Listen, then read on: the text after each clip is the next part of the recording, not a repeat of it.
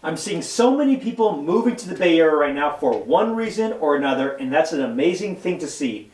As a Bay Area native, it's always great to welcome so many new cultures into this area. With that said, I'm also noticing a lot of myths being brought up, so I do want to address them. Let's review the top 4 myths of living in the Bay Area.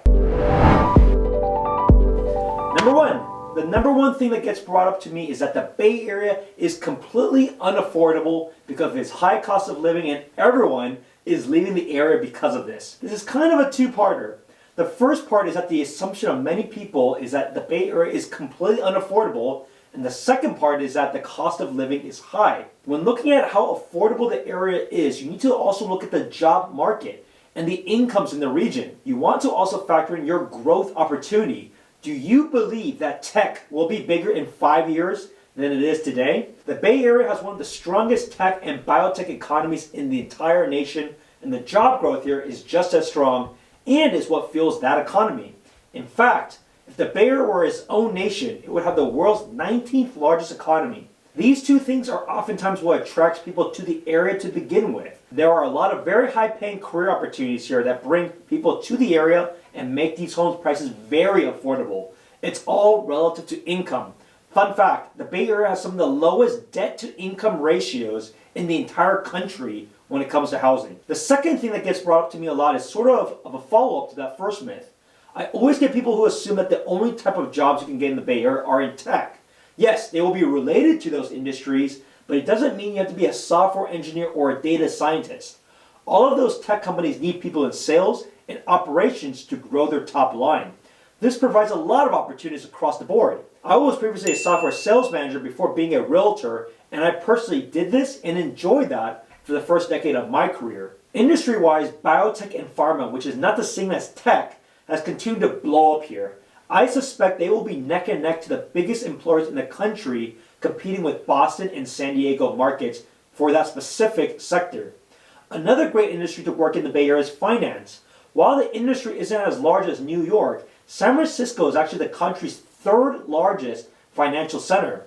This is credited to companies like Visa, FinTech, and numerous VC firms that are in the city, so the opportunity here is ripe for savvy finance professionals to thrive. The list could go on, but the point is that the job market in this area is not as limited to tech jobs as people may think. The tech industry brings in a lot of money and offers great jobs, but many of the other industries are doing very well too. The opportunity here is vast, and the energy that the area provides is something those who live here are privileged to be surrounded by. The third myth I hear a lot has to do with people's fear of earthquakes and the frequency of them.